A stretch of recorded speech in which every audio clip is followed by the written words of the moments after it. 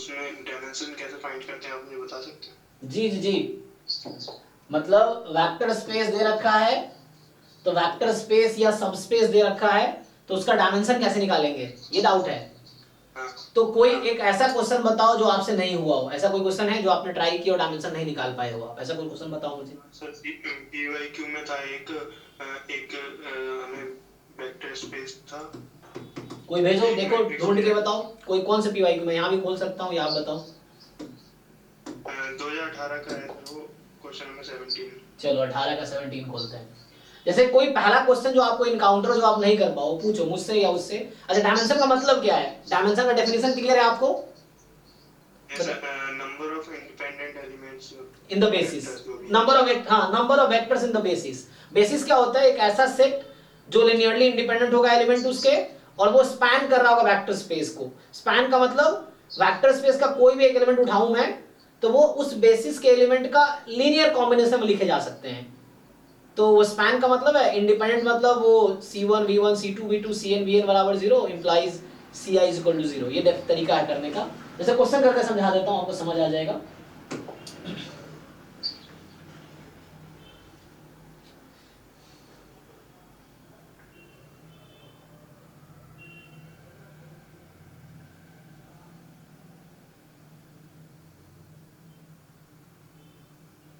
खुला नहीं?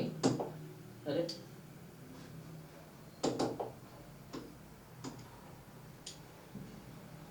अरे यार, वो भी एडोब क्लाउड स्टोरेज कैसे।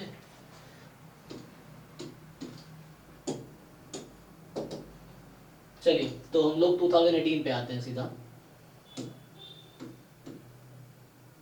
सही है, किसका है, 22 का है,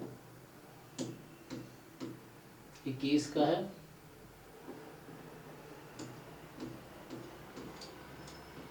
ये आई थिंक 20 का है। आपको 18 में चाहिए ना?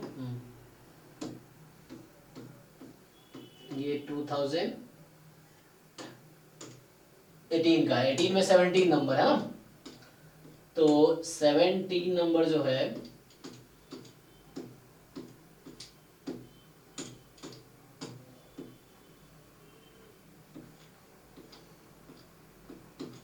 ये वाला। चलिए,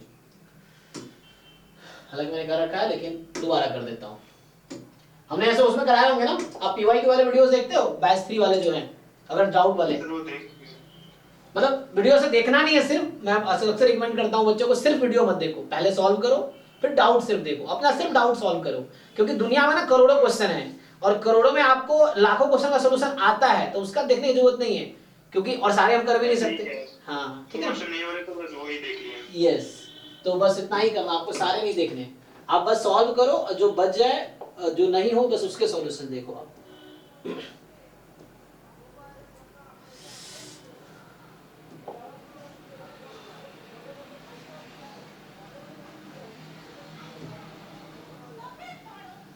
बताओ, अब इसमें आपने स्टार्ट किया होगा सॉल्व करना, कोशिश तो किया होगा ना। चलो मैं करता हूं, देखो अब बताओ कहाँ डाउट है। मैंने एक मैट्रिक्स लिख ली है जो दे रखी है, ठीक उसके है, बाद m इनटू वेक्टर जो दे रखा है x y 0 कर दिया, ठीक है। उसके बाद इक्वल टू 0 0 0 एक्स वाई 0। देखो अभी इसमें कितने वेरिएबल है, 2 वेरिएबल्स, तो मैक्सिमम डायमेंशन 2 हो सकता है इसका, ठीक। मैक्सिमम डायमेंशन, डायमेंशन क्या होता है, number of free variable, simple number of free variable.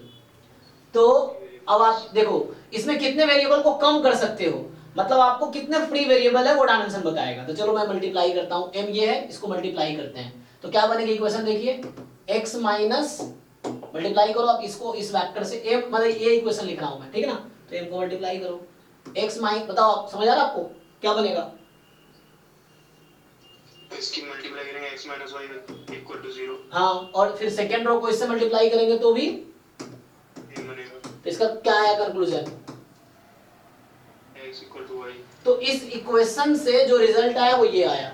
तो बस ये यहाँ ऐसे लिखा, मैं इसी को ऐसे लिख दे रहा हूँ, कोई दिक्कत नहीं, आप ऐसे लिखो, तो x is equal to Y.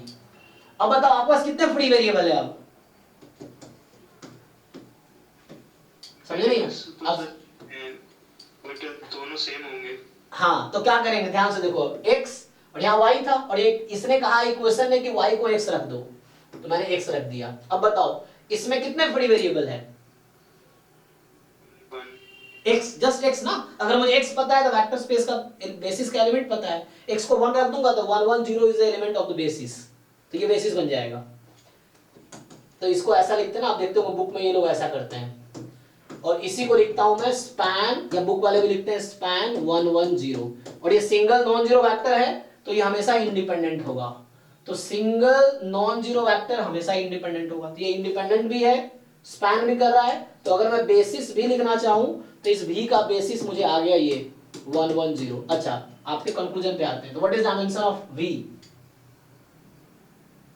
Dimension of v is 1। समझ आया ना क्यों?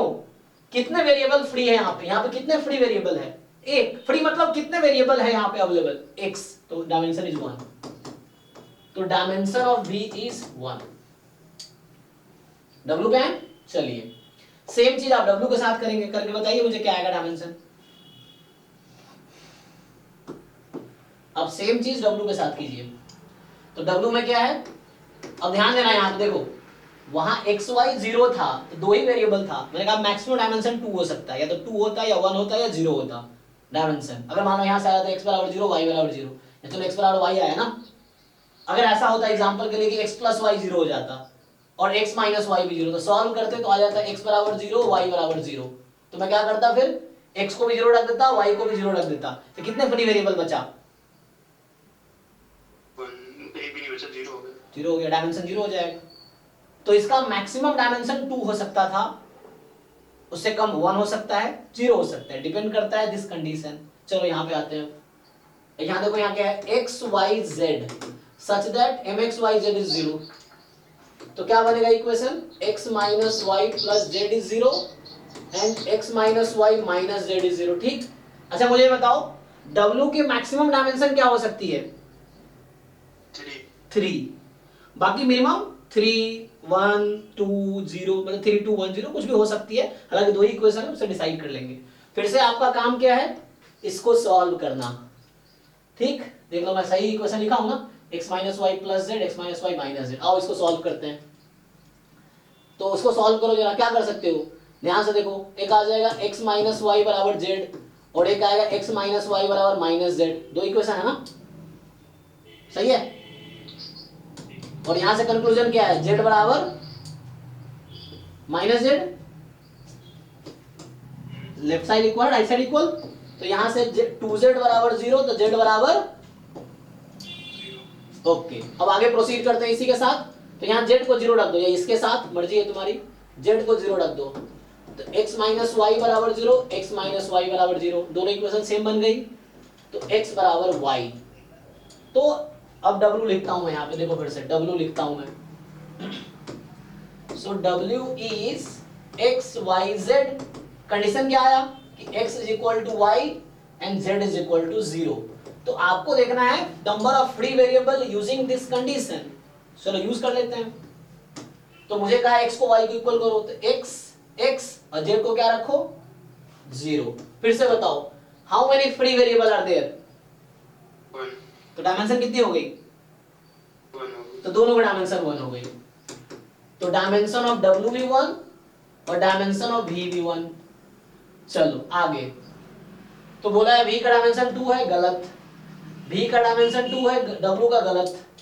v का डायमेंशन 1 है, सही। अब मुझे v इंटरसेक्शन w चाहिए, ये आता है या बताऊं? नहीं सर, ये भी बता दीजिए। चलो अब देखो, तुम्हारे पास दो सेट है, मैं इसी को कंटिन्यू करता हूं।